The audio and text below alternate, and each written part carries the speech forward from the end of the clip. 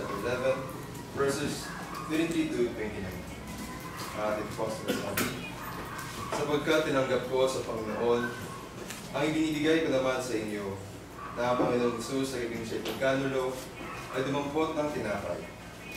At nang siya'y makapagpasalamat ay kanyang pinagputol-putol at sinabi, ito'y aking katawan na pinagputol-putol dahil sa inyo. Gawin niyo ito sa pag-aalaala sa akin. At gayon din naman hinawakan ng saro pagkatapos sa mga hapon. Sinasabi, ang saro ito siyang bagong tipan sa aking dugo. Gawin niyo ito sa tuwing kayo mag-isinom sa pag-aalaala sa akin. Sapagkat sa tuwing kain ninyo at tinapay nito at inuman ninyo ang saro, ay inihayag ninyo pagkamatay ng Panginoon hanggang sa dumating siya. Kaya ang sinumang kumain ng tinapay o uminom ng saro ng Panginoon na di nararapat ay magkakasala sa katawan at dugo ng Panginoon. Datapwat siya sa atin ang tao ng kanyang sarili at saka kumain ng tinapay at uminom ng saro. Sapagkat ang kumakain at uminom ay kumakain at uminom ng hatol sa kanyang sarili kung hindi niya kinikilala ang katawan ng Panginoon.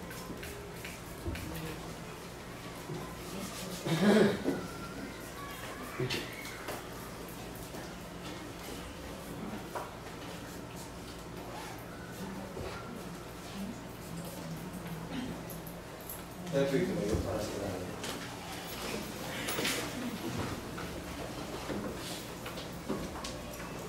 Diyos naman na mapapwede sa lahat, Panginoon, hindi ko lubos na makasalamat. Na muli ay pinagubos namin ang pagkakataon nito upang alalahanin namin ang katakilanin ng mga si Kristo Jesus. Narito, Panginoon, hawak ng mga lingkod, ang katas ng ubas, na sumisimulo sa mga dugo, at ang tinapay ng libadura, na sumisimulo sa kanyang katawan. Dalangin namin, Panginoon, na masusanin po ang mga bagay na ito, at ang mga sa po sa amin tatanggal.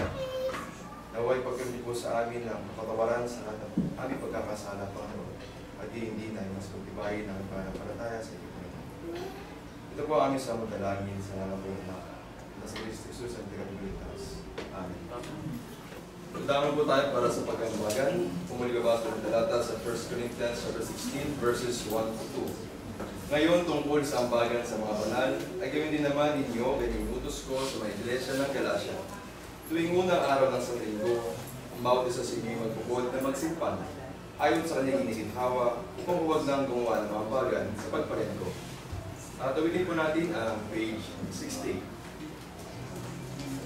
When upon life billows you are tempestuous. Ready? Sing. When upon life billows you are tempestuous, when you are discouraged thinking all is lost, count your many blessings, name them one by one, and it will surprise you what the Lord hath done. Count your blessings, name them one by one. Count your blessings, see what God has done. Count your blessings, name them one by one. Count your many blessings, see what God hath done.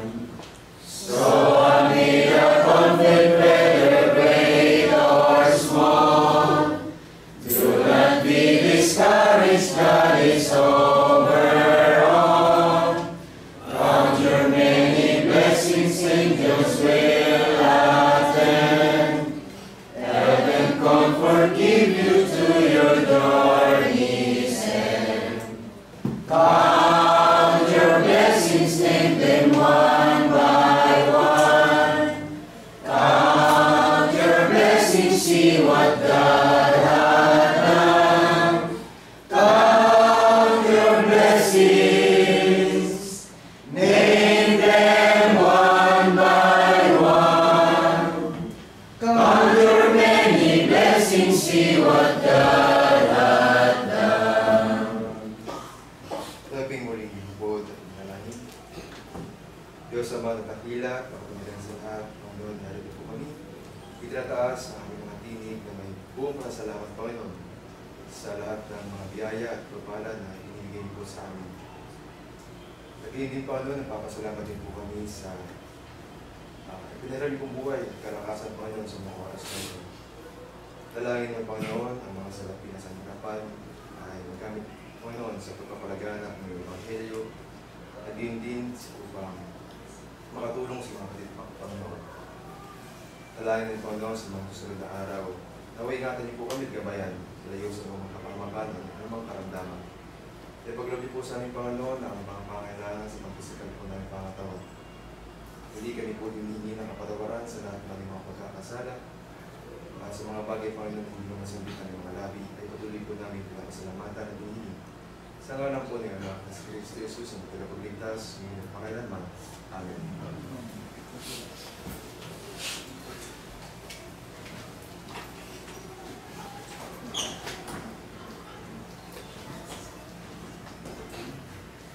Good morning po.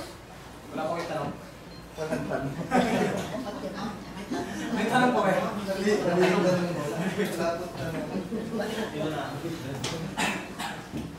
Mix yung tanong, pwedeng si Brother Nelson Rico. Tungkol to sa pagiging alagad. Kasi, meron kasabihan na, kasi sabi nga ni Brother Nelson, pagkatiwala mo yung plano sa Diyos. Pero may kasabihan tayo na nasa Diyos ang awa, nasa tao ang awa. Kaya ako tatanong kasi sa mga kabataan na nandito na nasa age na pipili ng kurso at sa mga kabataan na tapos na nagtatahi na ng kalimka. So, ano yung dapat nila unahin? Yung bang aksyon na sila ang pipili? O paano nila malalaman kung yun ay kagustuhan ng Diyos para sa kanila? Kung yun ba ay mali na tatahakin o tama yung kanilang tatahakin na gusto ng Diyos? May free will pa. May free will pa kasi. Kasama po talaga dun yung tinatawag ng prayer. Talagang, kasi nakalagay naman sa Biblia na sa lahat ng yung gagawin ay ipaubayan mo sa Diyos. So, marahil kung ano yung tinatahak mong lugar ngayon, tinatahak mong kurso o tinatahak mong landas mo ngayon ay basta ipanalangin mo lagi sa Diyos. Isabihin mo sa Kanya dahil na nasabi sa Biblia, kung patuloy mo inilalaan, sinasangguni sa akin ang iyong mga plano ay pagpapalain naman kita. Kahit ano pang way, kung kahit ano pang course na iyong kukunin sa ating pang dumataan. Konti lang question ko, Brad. Paano mo malalaman na yun ang gusto ng Diyos? Kahit minsan sinasabi mo sa God, bigyan mo ako ng sign. Wala. I mean, paano mo malalaman na yun ang gusto ng Diyos? Kasi yung mga, minsan yung sa pagdaan natin sa mundong ito, minsan kasi mahirap din eh. Meron ding pagkakataon sa buhay ng mga alagad, kaya po nakalagay sa pagsarap kanina na meron din tayong pagtitiisan. Although, isa kang alagad, hindi ka exempted sa lahat ng mga problems mo eh. Although, sabi, example, kumuha ka ng isang kurso na yun yung kukunin mong career, pero pag dating ng panahon, hindi naman yun yung magiging trabaho mo. Example, na kumuha ka ng isang kurso na, halimbawa, nursing. Tapos, sa paglalakbay mo, sa pagdadaan mo sa isang, sa pag-take mo ng ganong course, and then, parang dami struggle. Kasama po yun sa ano eh, sa pagiging isang alagad. Nursing ka at sige call center. Yun yung tinatanong ko, bro, kasi sayang yung panahon na kung saan nilaan ng tao, pero hindi ka pala doon para doon. So, paano mo ngayon malalaman kung yun ay para mag-guide lang yung mga kabataan, brother? Mahirap na si Brad. This is